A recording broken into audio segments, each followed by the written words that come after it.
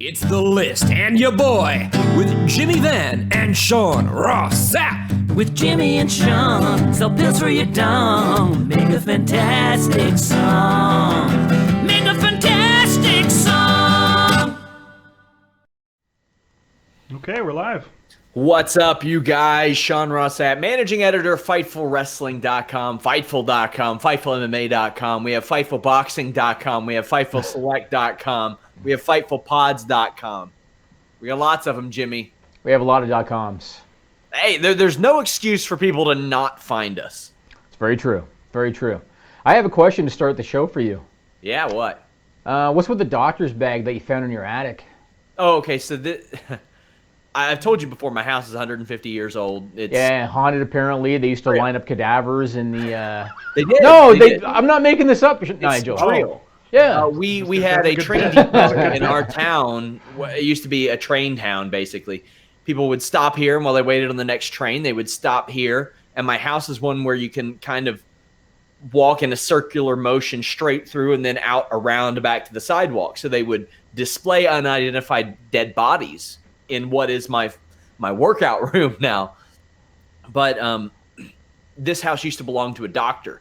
His name's Runyon. We live on the street's named Runyon Avenue. Guy's name is Runyon? Runyon, yeah. And his family was really prominent in the area or whatever, but this used to be a doctor's office too. Right. And in our attic, when Kara and I moved in here several years ago, we had never been in the attic before, really. It's not useful. We found a leather doctor's bag that had like a lock on it, but the fabric or the leather had ripped so you could get in there anyway. I mean, this bag is composed of like wood inside and has slides, like cotton slides, blood slides, all that. Cool. Yeah, like is it worth any money? I don't know. I'm gonna get it checked out eventually. You should. Like, you can't even touch it without all that shit rubbing off on you. But a few years later, or when I was trying to remodel the house before I gave it up, we had those big rectangular locks that somebody just painted over, and I'm pretty sure they're copper. So I pulled them off, and I was going to take the paint off of them, which is very tedious and almost impossible. And there was this big circle in my door, and it was filled with like wood or cork. And I pulled that out, and there was a tiny rusted skeleton key hidden inside the door that I believe went to that bag. Cool. Yeah. Man, learning stuff all the time on the list and your boy. Pretty cool. Yeah, that is cool. You got to get that checked out, man. Yeah, I'm going to eventually. An antique dealer or something. Hey, maybe that can pay my down payment. Maybe you'd be surprised. You'd be surprised. I don't think I'm even legally allowed to sell like blood slides though. Legal schmeagle. If it wasn't around then, fuck 'em. If there's a buyer, you get it done. Yeah, you know. So Fightful Select. Just as a little recap, I had promised that if we had 100 paid subscribers, I was going to perform Stephanie McMahon's entrance music. I recorded the vocals last week. We're hoping next week we got the video done, right, Nigel? We're hoping next week we'll have the video done. Yeah. Fightful Select subscribers, I gave them a little preview of me doing the recording, and we're going to play it for you. Go ahead, Nigel. I made sure to do a little recording, look in the camera too. Yeah, there. So you got to get that moment. Ready for drama. Zeros and commas. Zeros and commas. I feel like that's what I said. Right. Am I recording now? Yep. We'll do it one more time. This is...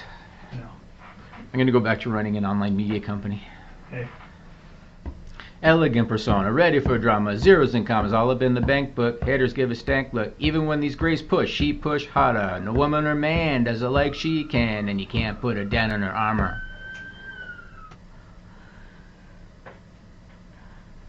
Done! We're done. Cool. Beautiful. I think I have enough to work with. Awesome. What? I gotta tell you. Get the finished version. Next week. I think next week's podcast, we should have the finished version ready to go. I got to tell you, I'm not professing to be like a music mogul or anything. That's a stupid fucking song. Oh, yeah. The producer, and Nigel will back me up, the producer and the vocalist, one of them is to blame. The rhythm, they would speed it up and slow it down for no apparent reason in the middle of a sentence. Middle of a sentence. And I was doing it back with Nigel, and again, I don't profess to be, some kind of a musical legend or anything, but it was stupid, and it kept fucking me up, because they would speed and slow down in the same sentence. And Nigel even acknowledged it, that they would just do that. Stupid. Well, I am happy to announce on Fightful Select, after this drops, whenever you release this song, I'm going to put together the official Fightful mixtape. I'm serious. That's what everybody's waiting for. We have Russo singing HBK's theme. Yeah. We have that R-Truth theme that somebody made of mine, Melissa's diss track to me. Yeah. And I'm sure there are more. Trevor Strong's Fightful song. Trevor Strong's Fightful song. Yeah. We got 5 songs. And hey, if anybody else wants to produce a song for me, have at it. There you go. You'll get added. Well, my next question, and people in the live chat can give their suggestion. I was saying to Sean, what's our goal for 200 subscribers now? Because that was the goal for 100, and we're now at like almost 150. So I'm considering it. Obviously, I've told you the big goal, the 1,000. We had talked off the air about a watch along every week because that is tedious and expensive for us, but for a member of Fightful to do that. But there are a few things that we've talked about: quarterly Q&As with you because you're a busy guy. We talked about maybe adding a movie review here and there, depending on how today's goes. I'm gonna eventually do the Q&A shows weekly instead of twice a month. Yeah. There's a lot of different things that we can do. Also, Jeremy and Andrew are talking about maybe doing a show, whether it's on Fightful or Fightful Select. We got a lot of cool stuff coming. So I want your thoughts on some of these. So I posted it on Twitter, or maybe you did. One of us posted it on Twitter. Hey, what should the goal be for 200 paid subscribers on Fightful Select? And here are some of the suggestions on Twitter. One was Sean has to sing Real American. I ain't doing that. Not doing that? No, fuck for Hulk 200. That's why they want you to do it. I don't care. I'm not doing it. What if you do it in honor of Rick Derringer and not Hulk Hogan? That might cost more than cutting my hair. Are you kidding me?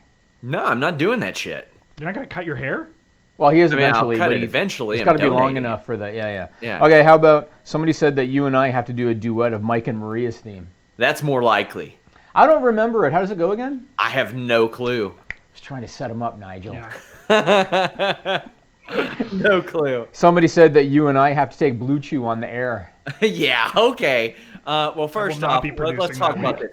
You do have to get your online prescription. We're not going to advocate people without a prescription. You've got a whole box of it. You're making it rain in your office. Oh, I got my prescription, Jimmy. So you could just kind of like funnel me one, like if I go to Vegas or something. Well, are you asking me to supply you with drugs? No, I could be talking about Monster. I could be talking about Monster. Okay, first off, insider trading. Now you want me to deal drugs? Like you're asking me to support Hulk Hogan. What kind of example are you setting? I'm not trying to set any example. I just kind of say what I feel like. So but I told you it could be Rick Derringer that you do that for, not Hulk Hogan.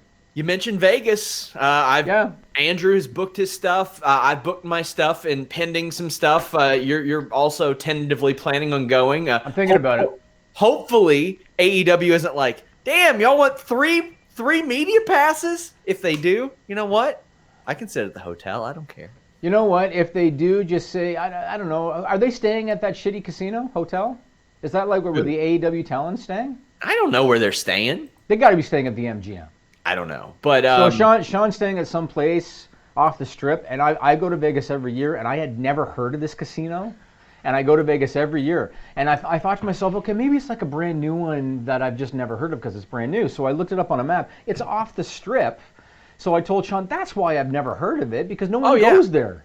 Well, either way, I booked my shit, and we'll be at StarCast pending approval. Although Conrad said, "Hey, you're in."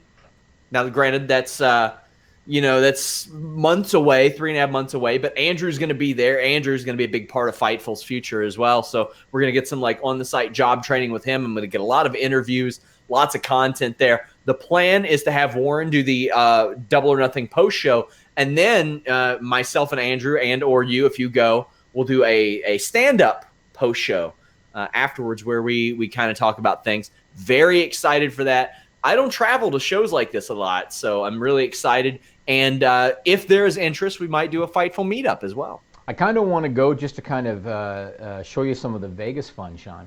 Sure. It's kind of why I want to go. But I'm not going to say any more than that, Nigel. But didn't you tell me that one of your once upon a time coworkers did some crazy stuff there? We've done a few things. Oh boy. In my younger days, and I'm married with children now. Top affiliates, top payouts, as they say. Yeah. So a couple of pieces of somber news, I guess. The first one is about Pedro Morales. And because I became a wrestling fan in the mid-'80s, so I knew Pedro Morales at the time as an enhancement performer, because that's what he was at the time.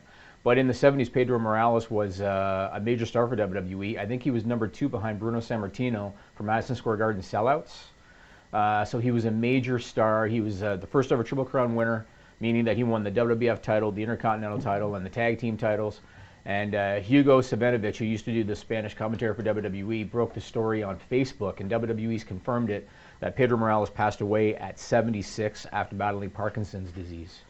So condolences to his family. He's I think he's a Hall of Famer in WWE. And yeah, he was a major star in New York for them in the 70s. He was a Triple Crown champion when being a Triple Crown champion meant something. Absolutely. Back in the day. And he was the first. Yeah, absolutely. Yep. So, I mean, I never got to see any of his work growing up. He was well before my time.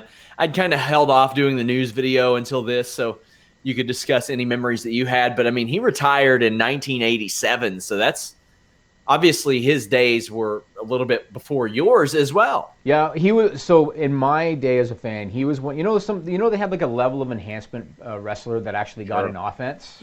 Yeah. Do you remember? Like Iron Mike Sharp, he always lost, but he got in offense. Tiger Chung Lee always lost, but he got in offense. Pedro Morales was like that. He would work like a 15-minute match against, say, a Cowboy Bob Orton or somebody, but he would always lose in that era. But he was a big star in his day. The other one I want to talk about is Salvatore Bellomo. Okay. So WWE confirmed that he passed away at age 67 from cancer. Couple of things about him. He had a run later on in ECW. He had a wild man character and stuff. The Salvatore Bellomo that I knew in the mid-'80s, I used to kind of joke about him a bit because he was the least intimidating looking wrestler in the history of professional wrestling. Nigel's got a photo from the 80s. Go ahead and put that up, Nigel. That was Salvatore Bellomo right there. Wow. Yeah, that was the classic WWF Salvatore Bellomo. And I got to tell this story. Some people may have heard it before. Back in the 80s, there was a lot more racist stuff and stereotypical stuff, right, that was said. Roddy Piper, as a heel in the mid-'80s, the guy said stuff you could never get away with now. And back in those days, New York was their epicenter. Madison Square Garden, they ran monthly shows. And Roddy Piper used to do live Piper's Pits in the ring. And you can imagine, Sean, Madison Square Garden, they had a massive live audience with Italians and different ethnicities. And I will never forget Roddy Piper's doing a live Piper's Pit. People are going to find this offensive, but I'm just going to tell the story the way Roddy Piper said it. You might find it offensive. Roddy Piper's doing a live Piper's Pit. Salvatore Bellomo comes out because I think the guest was supposed to be the Junkyard Dog, and he wanted to tell Piper the Junkyard Dog's hurt and he's not going to be able to do the pit. So Salvatore Bellomo comes out and Piper looks at him and he goes, "What are you doing here, Wop? I didn't order no pizza." And because this was like 85 and he was live at Madison Square Garden, the heat shone. You know what I'm saying? Yeah. When Piper said that. And you could never say that now. Never say that now. You'd lose your job if you said that now. Did you know that Sal wrestled as recently as under 4 months ago? I actually did not. Who? For who? POW in I don't know. I think it's a Dutch promotion, but yeah, he worked as a trainer and a lot of stuff like that. But rest in peace to Sal Bellomo. Interesting. Well, sorry about Salvatore Bellomo. My condolences to his family. I want to move on, and I want to give kudos to Kofi Kingston. Working an hour on SmackDown this week. And you know, Sean, you know what I love about some of the social media trolls, Sean? What? And I just smile. So Sean Ross Sapp broke the story 2-3 days ago that Mustafa Ali was going to be out of the Elimination Chamber due to injury, right? So Sean broke that story. Not a story I like to break, by the way. No, but he did break the news. When SmackDown was going on the air this week, people, because I happened to log into Twitter, people were shitting on Sean, saying, "Oh, there you go, you were wrong again, you long-haired fuck." All this kind of stuff they were saying to Sean. What's the term? Sorry, long-haired freak. Long-haired freak. My apologies. But they were giving you crap, and to your credit, Sean, all you said was, "Are you watching the show?" Because then if you watch the show, sure enough, Mustafa Ali was taken out of the Elimination Chamber match. Oh, yeah. So Gotta love those people on social media. But good for Kofi Kingston. It's a major opportunity for him. He won an hour. He cleanly pinned the WWE champion, as well as Jeff Hardy and Samoa Joe. So good for him, man. Good opportunity. He's a veteran. He's been there a long time. It made me so happy. I loved SmackDown last night, and nothing makes me happier. I mean, I'm pretty optimistic when I review Raw and SmackDown anyway. Ultimately, it's my job to watch wrestling. That's super cool. So when I get to watch a good show, and I got a lot of attention on Reddit for how I pointed out the 6-man tag on Monday. No point. 41 minutes. Yes. And it didn't build anything. Yeah. I don't think it built anything. Then on SmackDown, you had a match with stakes, albeit negligible stakes like this. I appreciate the fact that WWE is saying, okay, let's make some of these pointless matches matter. Let's make it determine who goes in first or who goes in last to these matches. Yep. I like that, and I appreciate that. And they showed how you build a contender in one night. One night, they took Kofi Kingston from a smiling, dancing tag team babyface to a main event caliber wrestler. And I heard, all due respect to Meltzer, I heard on his podcast, he goes, Kofi couldn't wrestle Daniel Bryan at WrestleMania. And I'm thinking, why couldn't he after that? He could. I mean, they're not going to be the main event anyway. No, they're not going to be the main event. They're not going to be 2 from the top. They're probably not going to be 3 from the top. Yeah. But there's no reason why the crowd couldn't get behind him. He could. On that. And especially when you've got Big E and Xavier Woods out there. They could have some fun with that, I think. Yeah, so. And I was told that Ali was intended for that type of spotlight, which is a real bummer for him. And I've got more on that on the Fightful Report podcast. I don't have as much time to get into it here, but that is a bummer. And he wanted to stay in the match, and a lot of people thought that maybe he actually sustained this concussion last Tuesday and tried to tough it out. And, I mean, they like him. They like him a whole lot. I hear nothing but positive things about Mustafa. Daniel Bryan went out of his way to want to work with him. But I got to give Daniel Bryan a bunch of credit, too, because he is making people on this show. I think all Bryan wants is to have good matches. I don't think he cares wins and losses. Isn't it amazing? Monday night, ice cold crowd, dead crowd, Revival, Chad Gable, Bobby Roode, no real heat to that. Get that crowd going. Tuesday night, you have a tag team wrestler who gets over via wrestling. That's it. Wrestling can tell the story. A lot of people say, "Oh, there are no stories." Wrestling can be the story. Yeah, can be. I was going to talk about this later, but I guess we'll touch upon it now because you just talked about the Raw 6-man tag going 41 minutes with, and like you said, meant nothing, finish meant nothing, wasn't anything special. And what kills me about this is that, so the whole belief as to why did they do it is because they got 3 hours to fill and they don't have enough depth, right? That's the belief. They don't have enough depth. Sure, Brock isn't full-time. Roman Reigns is injured right now, getting treatment. Seth Rollins is dealing with an injury, so they're taking their time with him. So I understand they had a few guys not available, but you can't tell me that there's not depth. I did a really quick look on the Raw roster and people that didn't wrestle on the show, and obviously Brock is one of them. Ronda Rousey, they did nothing with her on the show. Nothing. They had her in the ring at the end for 2 minutes. Apollo Crews wasn't on the show. The B Team wasn't on the show. Ryder and Hawkins weren't on the show. Dolph Ziggler, I guess he's on hiatus again. The Lucha House Party looked like idiots with Elias for 5 minutes. Mojo Rawley didn't even get a mirror promo this week, so that might be done after 2 weeks. Mojo Rawley, nothing. Hey, remember last week when Dana Brooke showed up backstage and said, "I'm getting a match with you next week, Natalia"? Right. Nothing. What about this Ryder and Hawkins thing? Give them something. What about Lacey Evans? Where the hell did she go? Main event. So she's down on main event. Yeah. Now, Ambrose and EC3, they worked 2 minutes. Yeah. Like, you can't tell me they could have given them 10 and cut the tag to 30? Oh, not to mention, Ruby Riott, no wins this year. None. Right. Her highlight match was against Nikki Cross, so she could get a win. Right. Her last win was like October. So they need to highlight this woman. What do they do during the match? They go and they full screen Becky and Ronda. We couldn't have given 2 minutes of that off that 6-man tag. Right. And I know that Dana Brooke Natalia match 5 to 6 minutes. Yep. And I know that Vince McMahon is probably just thinking, well, of this list, these guys aren't superstars, right? This is probably his mentality. But they just showed it with Kofi on Tuesday. Yeah. You could take one of these guys, put them in a prominent spot, and they can get over. Yeah. So When I hear about, they did this useless tag for 41 minutes because they don't have depth. It's not because of depth. It's because they got lazy about something. Yeah, that's weak. It's dumb. They have stars. And also, stars will be at StarCast in May. Hopefully Jimmy will be there. I'll be there. Andrew will be there. We're going to talk to a lot of people. Our buddy Shane Helms, I don't know how it works, but he's going to be there, even though he's working for WWE. But I spoke to Conrad about StarCast, about his AEW affiliation, and how that works with his WWE show that he had. Take a listen. Clearly had a relationship with WWE with the Something Else to Wrestle with Bruce Pritchard podcast. We've seen how they've reacted to some stuff in relation to AEW. Have you had any contact with them since the announcement of AEW or since the announcement of StarCast 2?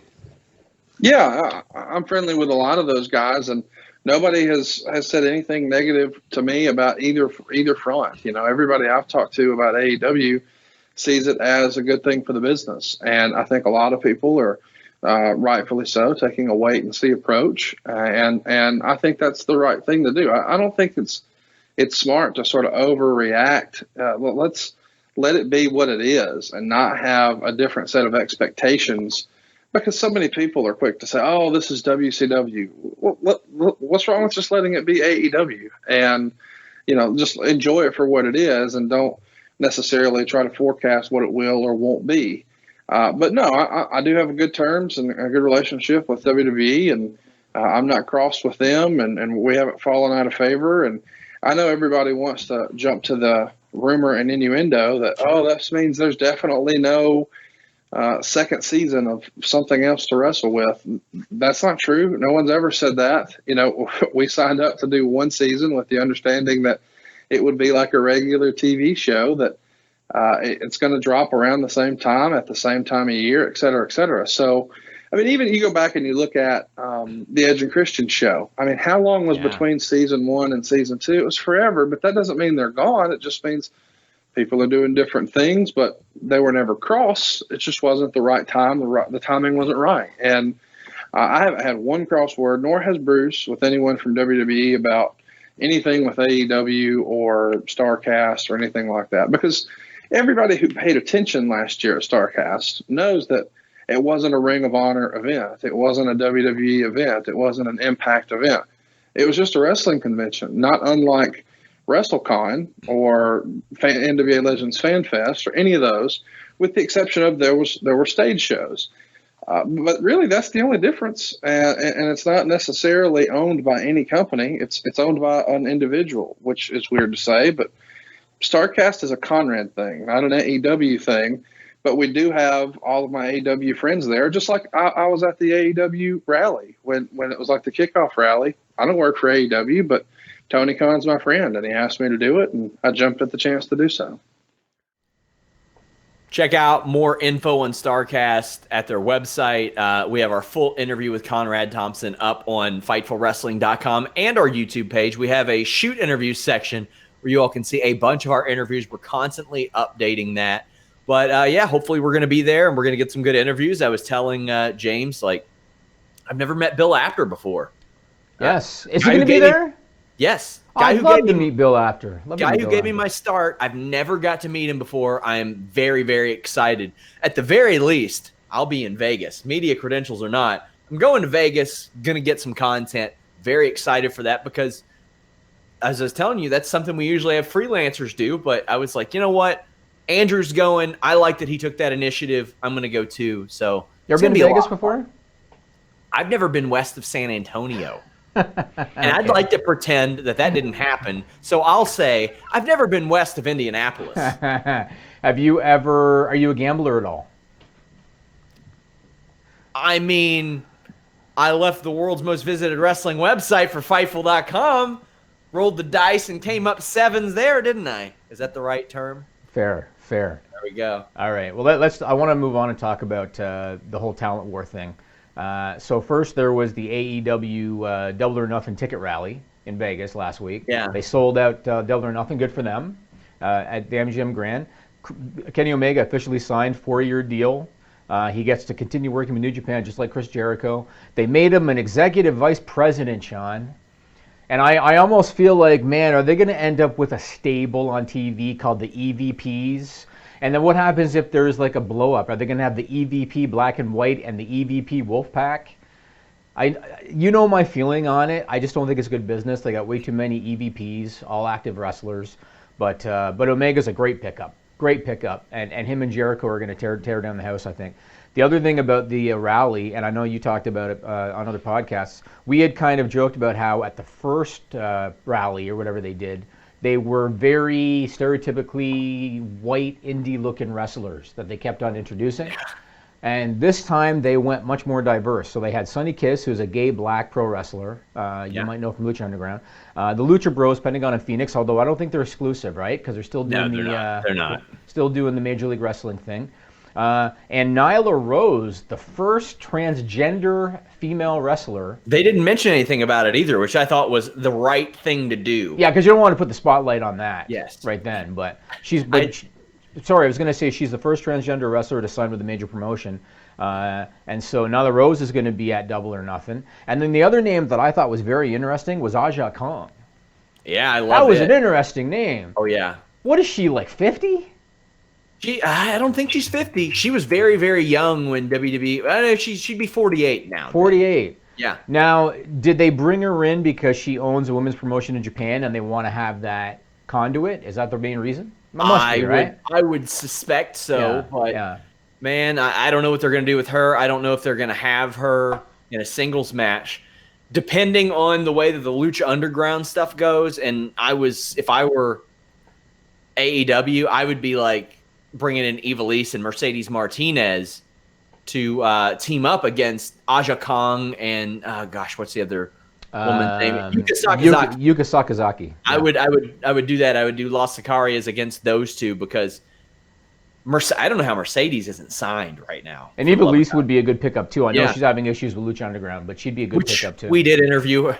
It was so awkward because I interviewed her about this. I interviewed her ahead of the Ladies Night Out show. We're going to show you guys that interview next week, but this was hours before she got added to the class action lawsuit. And I was like, hey, what's your status? She goes, well, and couldn't really say a lot about that. She was like, obviously, if it hasn't been announced, there you go. But it was funny. I told you in the chat, wrestling fans can be real weird, man. By far, Sonny Kiss's roster announcement is the most viewed announcement we have from that show. But it has a ton of dislikes, which means there were some homophobes that came to hate watch it. Right. I'm like, that's like they showed up just to.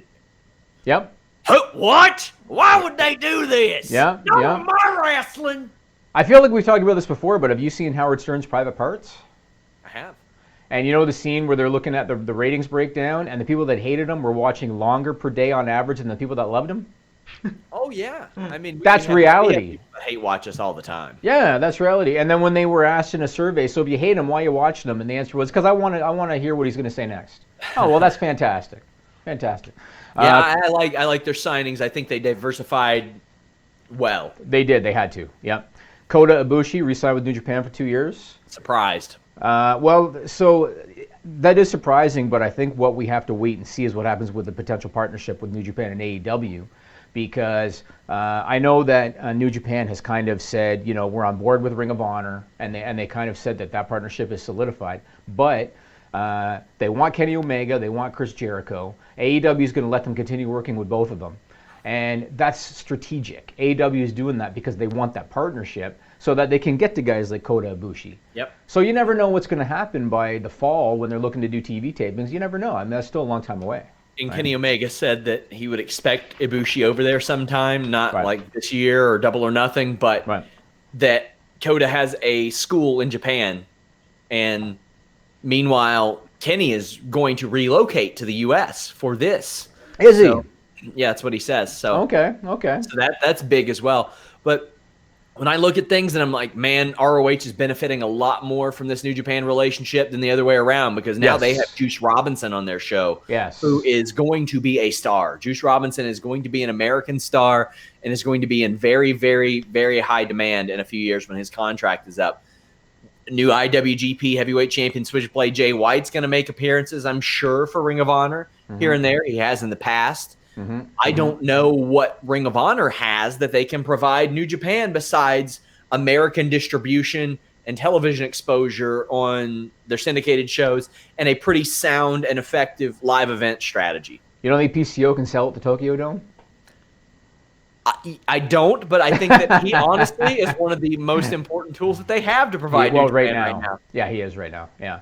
A couple other talent-related pieces. Daniel Bryan, so he has revealed that he signed a 3-year contract with WWE, so he's going to be around to the fall of 2021. Then the other one is Batista.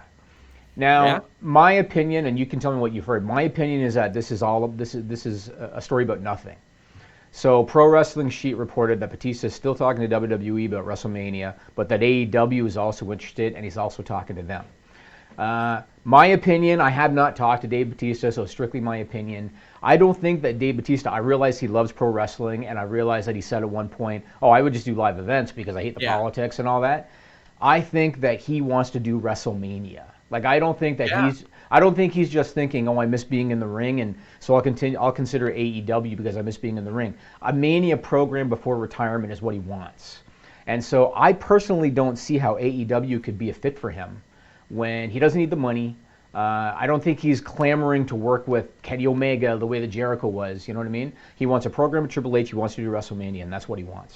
So, I can't pretend to know his motivations for any of that stuff because it's hard for me to tell, especially in a changing wrestling landscape where a lot of people are asking out of their deals or being willing to talk. I mean, Dave Batista has never known a landscape like this.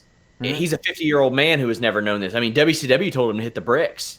They said no to him. Yeah, but this isn't something that he's going to do for the money at this point. Sure. He wants a program at Triple H and he wants to retire.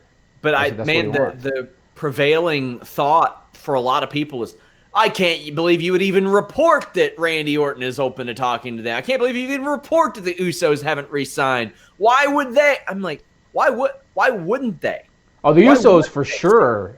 The Russos for sure would consider it, I think. Why wouldn't they just see what's up? Yeah. What should keep them from that? Randy Orton has never known a landscape like this. People say, he's a WWE lifer. Well, yeah. Are you going to New Japan? No. What is he going to... This isn't like something like that. We still don't even know what AEW is. No. We know that they can sell out 10,000 seats, 2 events in a row. We know that. Yeah, 6 months apart, though. Yeah. So once you're doing weekly TV, are they going to be talking about doing stadiums? No. Sure. That's all we know right now is that they've been able to sell out with these guys all in, and they were able to sell out double or nothing. Other than that, we don't know. So maybe there's some masterful business strategy that we don't know about yet that Chris Harrington probably learned working at Fightful.com, and it'll just lure everybody over. Got to say, though, novelty or not, selling it at the MGM Grand in 30 minutes, good for them. That is fantastic. It's good for wrestling. That's still very impressive. Yeah, it's good for wrestling, and I think it shows you the brand value in the elite, in the Bucks and in Cody and Omega and Hangman Page. There is value there, and once again, they have proven that you don't need weekly TV to draw. Yeah, because they don't have weekly TV, and they sold out the MGM Grand in 30 minutes. Ever since I realized that they were pushing the Elite name over Bullet Club, I thought that was a brilliant idea. Thought it was. They had to. Yeah. I want to talk a few more things about AEW. So they've announced a partnership with AAA in Mexico, but apparently it's not going to affect Impact's relationship with them. Although, who knows about Impact these days? Yeah. Wrestle Talk reported that they have monthly shows planned out after Double or Nothing up until October when they're planning to start their weekly tapings. I've heard this Royal Albert Hall show might be a little premature. But it makes sense, though, because they own Fulham FC, right? Yeah. So I'm sure they've got connections in London because Shad Khan owns Fulham FC in the Premier League, so that kind of makes sense. Jacksonville in July. They're looking at doing a sequel to All In September at the Sears Center Chicago that they might call All Out, whatever. And then they're looking at doing their weekly tapings in October on whatever network they're going to sign with. So they got all that going, which is really good. Now, on the other side of the coin, I don't want to be a broken record talking about the business aspect of things, but you played for me, or you showed me this audio clip from Dave Meltzer's Wrestling Observer Radio. I want to play this clip. I think it was Les Moore from Talking Sheet that kind of put a spotlight on this. Play this clip, Nigel, and then I want to talk about it. if you're going to compete with WWE, you have to have TV money. And in the long run, especially because of, these guys are making big money. Even guys that you don't know are making, there are guys that you've probably never heard of that have not been announced yet that are, making six figures when they sign up for this company. So I want to say it again, and we talked about this before. So Shad Khan obviously has connections, right? He owns the Jacksonville Jaguars. He owns Fulham FC in the Premier League. Whatever TV deal they're working on, he's, I'm sure, the guy making it happen. He's a billionaire businessman. And so if they're able to land a big TV rights deal, and everybody says they're working on one with Turner, if they're able to land a big TV rights deal for guaranteed money in the U.S., then all of these, what I consider to be missteps, are forgiven. Because then they'll have that money coming in. But what people have to remember is that Tony Khan is not the money. Tony Khan is not the billionaire businessman. Tony Khan is a wrestling fan with his father's ear. That's who Tony Khan is. And they're doing AEW because he's a wrestling fan. He's a fan of being the elite. He went to All In last year. That's why they're doing this. And when you hear stories about giving guys, Meltzer didn't mean to shit on talent when he said guys nobody's heard of. He was talking about I guess the casual television audience. They don't know who a lot of these guys are. If they're giving them guaranteed six-figure contracts, it's a misstep. It is. Yeah. If they're giving Jericho a reported $3 million a year to do how many dates this year, Sean? Maybe 20? Maybe? That's a misstep.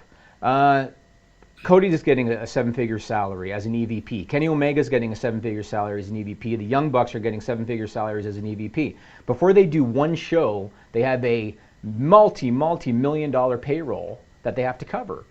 Then on top of that, they're giving a couple of the talent's wives executive positions in the company. I don't know if they're executive positions. I would call a chief brand officer an executive position. Oh, okay, Brandy. Yeah, I thought you meant. I don't know Dana Massey's role in the company. I assume because she was shown in the contract signing thing, but right. I mean, yeah, I can tell you that I've already went through Brandy for some PR stuff. So I mean. Sure. I mean, that's her job, right? I'm just saying that if it was me, I would not give active talent that kind of money. I would not give them that kind of stroke. I would sure as hell not hire their wives in executive positions. From the outside looking in, it's just really bad business. But again, if they're able to land a big rights fee deal because of Shad Khan, then you're getting your money out of it. And they might have to deal with the politics down the road and egos down the road. And it wouldn't really shock me if 2 years down the road we find out that one of the guys is leaving because of hard feelings or politics or something, because that's what you get when you put active talent in these positions. Well, I am looking forward to you starting up a Canadian school and hiring my wife as the principal. I mean, she's almost through college. Makes sense. Makes perfect sense. Let's just go ahead and mark that one down. Actually, considering the things I've been hearing about Toronto weather this week, maybe that's not such a great idea. It's been a shitty week. Shitty couple of weeks. Melissa was flat out angry at me this morning when I told her how long it takes me to get 6 miles away. I have a flat roof on my house, and I had to shit on my electrician because I got heaters put on my roof. Jimmy! What? Damn, you're going to say you had to shit on your roof. No, I had to shit on my electrician. Not on my roof. Why would I shit on a flat roof? It's not going to roll anywhere, Sean. I had to piss all over my roof. It was the only thing that would melt the snow. Although I might have had to, because he didn't get my heaters working that I wanted up there to prevent leaks.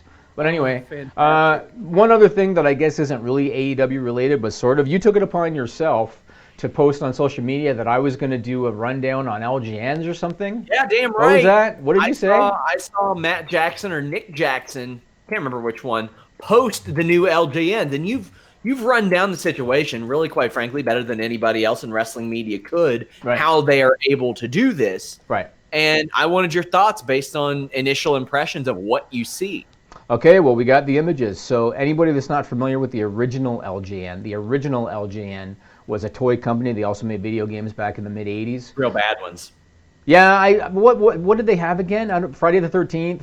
A bunch of licensed stuff. Right, movie stuff, right? Jaws or something? WWF games, too. So the old WWF action figure line was very popular with in the 80s, did very well. By 1989, LJN was in financial trouble. They sold the rights to the action figures to a company in Canada called Grand Toys. They released one more line in '89, then they went out of business. Recently, within the last year, the LJN trademarks have been purchased by other people. The clothing, like the right to use the logo on clothing, was purchased by a guy that I know because he does collectibles and stuff. The action figure rights were purchased by a clothing company. And so they are the ones that are producing this new line because they now have the rights to the LJN branding. And the Young Bucks, back in December, they posted the first kind of tease image of their LJN action figures in the box. Put up that first photo, the one in the box, Nigel. That was the first one that they put up. Now, when I first saw that photo, the first thing I thought of is that they're not going to be to scale compared to the originals. Like, they look like they're going to be a lot smaller. But most recently, the Young Bucks posted a new one where they have them next to the original LJN action figures. And you can see that they actually are about the same size. Put up that other photo. There they are with an original stud and an original Randy Macho Man Savage. You can see that they are pretty much the same size. You wanted to know my thoughts on them. To me, they don't look like the original LJNs. They look like the Jack-specific LJNs, which if anybody ever collected those, we have a couple examples. Put up, what do we have, Cena and The Rock? Yeah, put up one of those. Sure. So this was an LJN style line that was done by Jack-specific when they had the WWE license. That's The Rock. Put up the one of Cena. You can see how those look if you were to put those side by side with the Bucks versus the original LJN line. This is what the new ones kind of look more like to me. They're kind of almost more to scale. They're not as cartoonish with the silly, oversized muscles and all that kind of stuff. But they're all right. Am I going to collect them? No. They're not the original. They're not the original. So, but now what I haven't heard, is it going to be an AEW line or an independent line? I haven't found out yet. I think an independent line. I think. Yeah. I'll ask. I just think it's kind of cool. I mean, capitalize on it. Why not? Sure. I mean, I think it's a good idea. No, for sure. And they will 100% sell them. But I'll tell you the major difference. In the 80s, you sold them to kids that wanted to play with them. 2019, it's going to be adults buying that shit. And they're going to keep them in the package because they think it's going to go up in value, even though they won't because everybody keeps it in the package. But that's what's going to be happening. So. All right, let's go to Stupid People. Okay. This is a stupid song, it just goes on and on. You might find some meaning, but you would be wrong. I'm working on a new video bumper for that, Sean. I heard the first audio yesterday. So maybe I'll let you give it a little listen. So this first one sent in by Quokka Brenda at Nerd Brenda on Twitter, reported by WGN Chicago on February 6th. I actually Googled Quokka because I didn't know what the hell that was. Quokka Flame?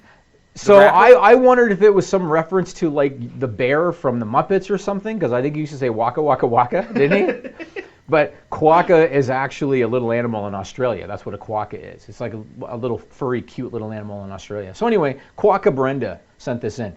Have you heard about the boiling water challenge, Sean? Yeah.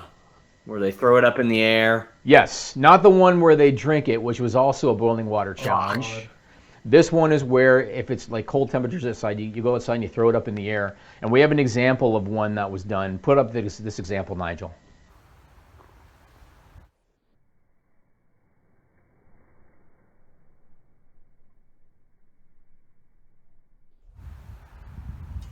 So last week there was a polar vortex in Chicago, right? And the frigid temperatures caused people to want to take the boiling water challenge because that's what they wanted to do, get viral videos out of it. There was a problem. What do you think the problem was, Sean? People were pouring boiling water on themselves. Yes, people have bad aim. According to the Loyola University Medical Center in Chicago, in a very short period of time, 8 people had to be treated for significant burns after they took the boiling water challenge and failed. They either sprayed boiling water onto their feet, onto their faces, onto their bodies, or onto bystanders while they were doing it. That's right, Nigel.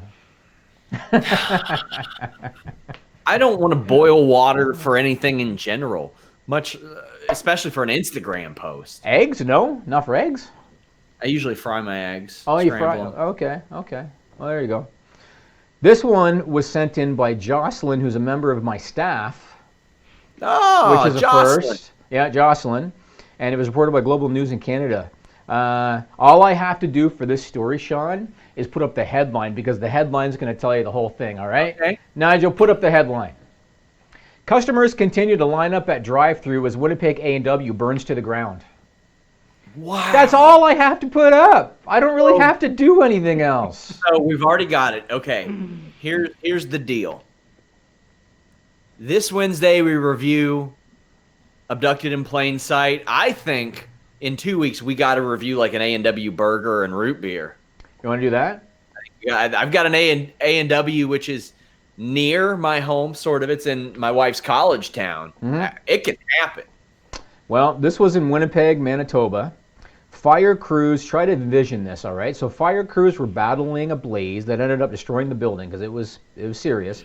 There was heavy smoke billowing out the roof. I saw pictures as part of that story. It's clear as day that there's fire trucks there and there's smoke billowing out of the roof. Water up in the air. Idiots kept lining up at the drive-thru to order their hamburgers while all of that shit was going down. I've never had food from A&W. I've never had it, so I've got to try it. I got to see if it's that good. I guess it must be. I don't know. It's Winnipeg. Maybe they had the Omega special. I don't know, Sean. But people were lining up at the drive-thru as the thing burned down, so that was awesome. Last one, SRS file, reported by the Daily Mail on February 6th. Are you into emojis? Kinda. Are you, Nigel? Well, I don't know if I'm into them, but Okay. Not into them. So I am not an emoji guy. The only one I ever use is a smiley face. That's about it. You use lots of emojis on Skype. Me? Yes. Smiley face. What else do you ever see me use on Skype? When you doubt our own success, you're like, maybe they're bots. Smirk face emoji. Yeah, sure I did. Sure I did. Maybe Yeah. they're fraud. Right. That's what I did. knows? Yeah, Couldn't that's what be I did. because we do good work. Right. Yeah. With the little monocle. Skype. That's exactly what I did. Exactly what I did. Yeah. Oh, I use 30 or 40 different ones a day, Sean. Cowboy hat that gets pushed up. Yeah. So anyway, Apple is going to be releasing 270 new emojis across all of their phones. One of them is getting a lot of attention. Any idea what one is getting a lot of attention? Good old dick, because people are tired of using the eggplant. You're close. Put it up. It's the small dick emoji. Oh, shoot!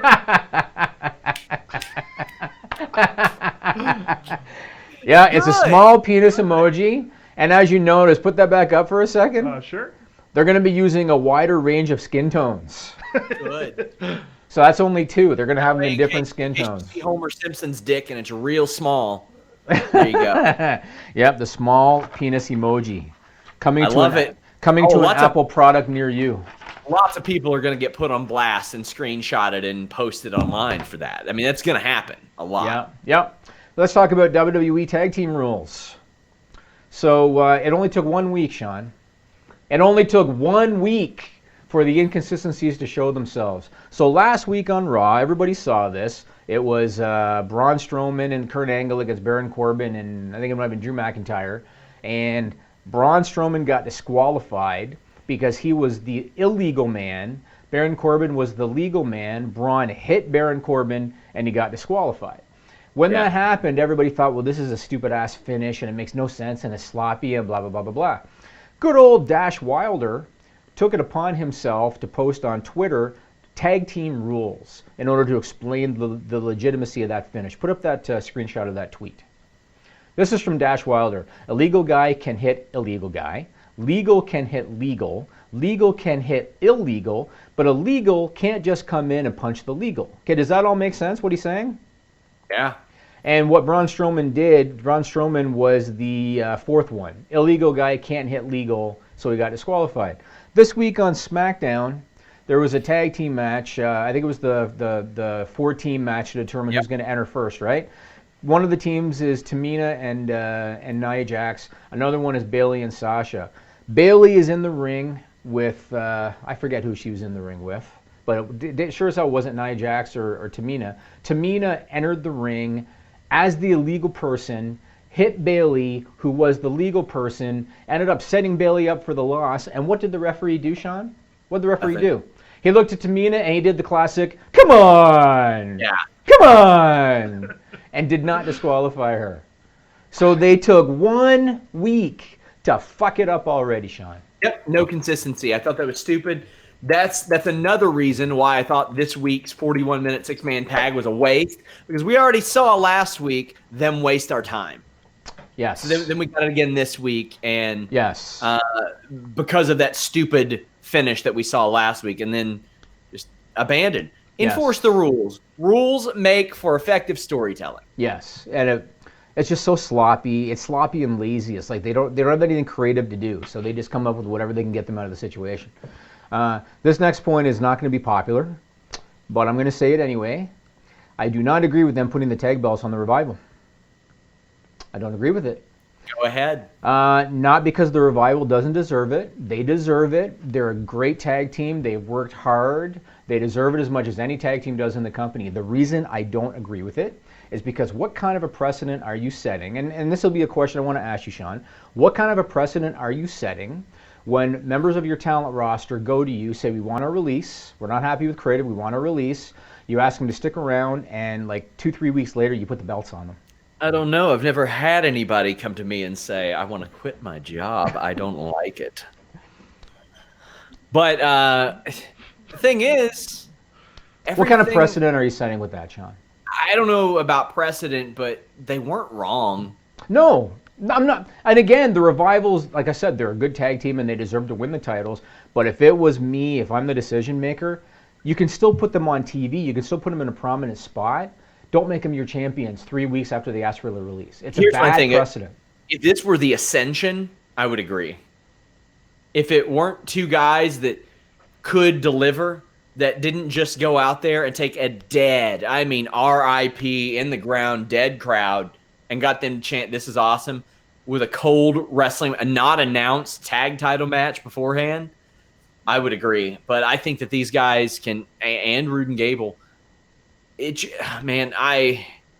team wrestling should be highlighted. Sure. I've said it a million times. Two people can play off of each other. You can build a lot of single stars by making your tag division more important. That's what they used to do. Look at Kofi Kingston. You put him in one singles match, you treat him like a star, and people believed it that night.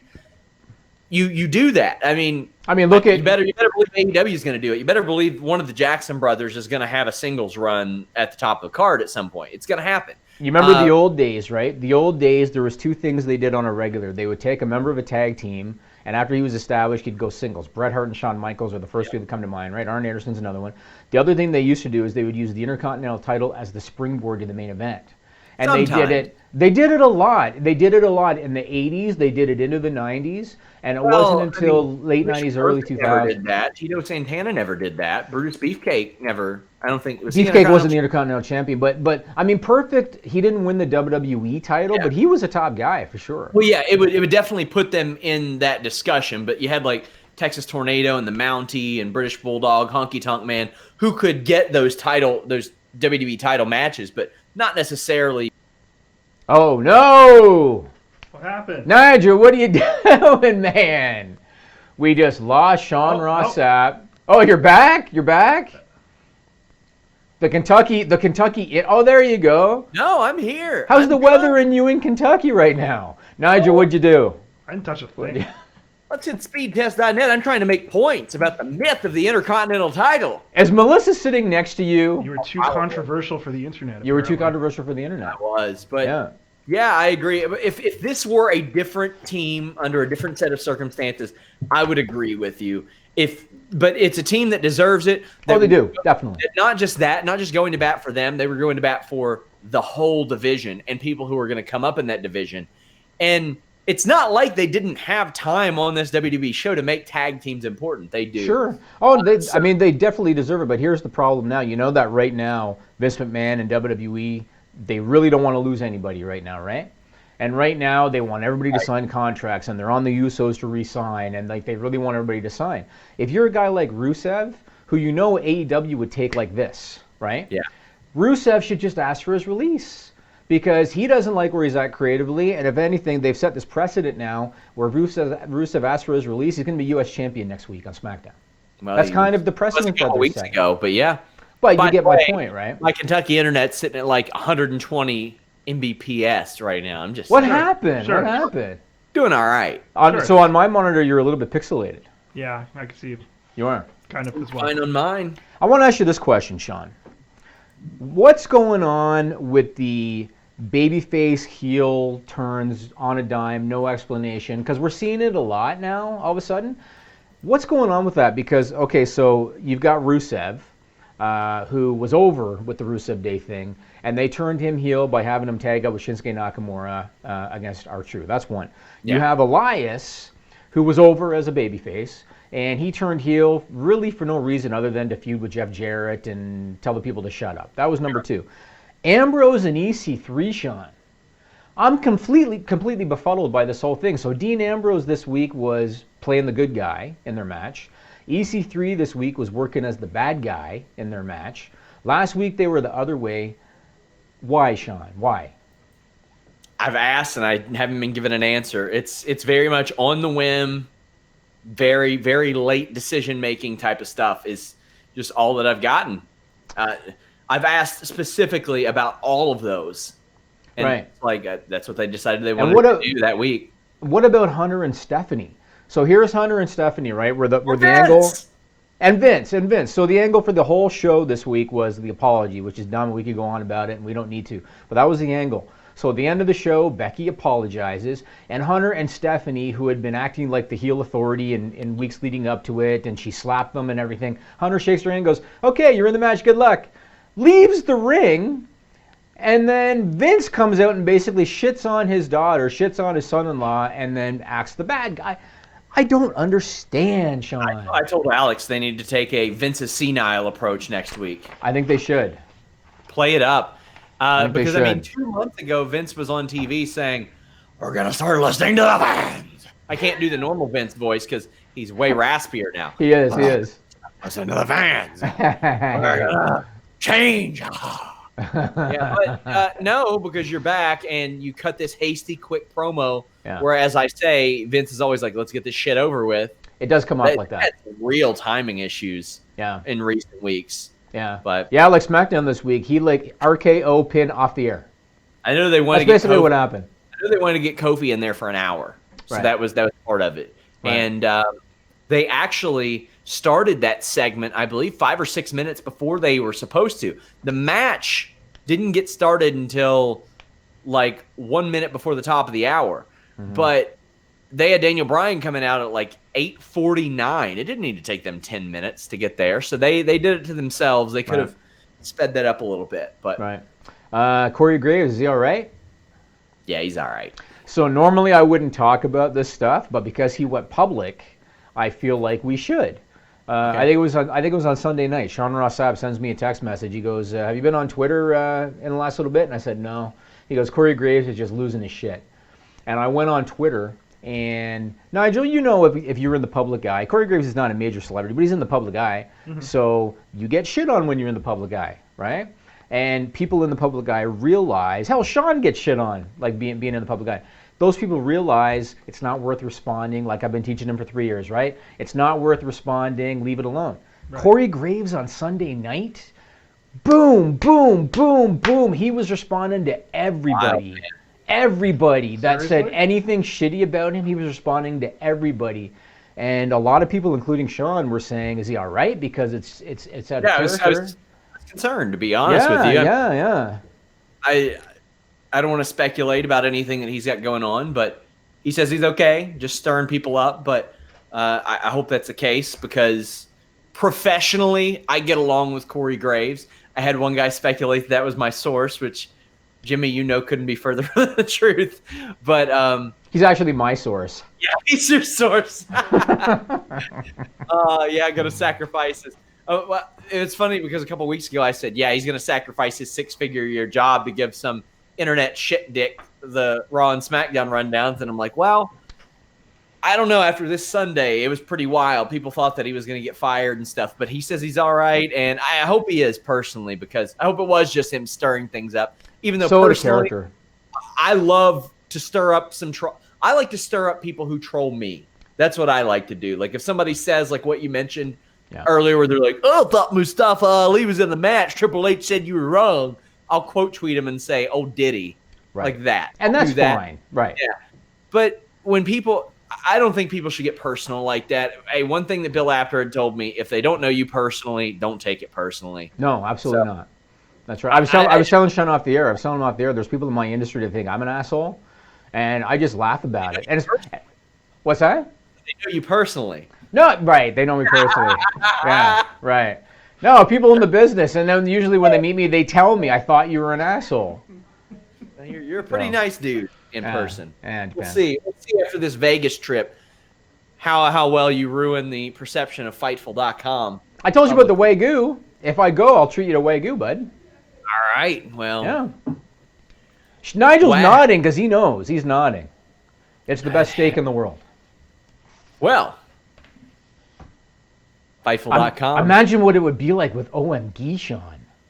It would be great. I like them. They still sometimes pop into our chats and give us super chats. You guys are welcome to do that, by the way. I mean, I encourage you guys to subscribe to FightfulSelect.com. But if you're going to throw $5 down in the super chat, you might as well just subscribe to FightfulSelect.com anyway. Exclusive news. I just did the Fightful Report podcast.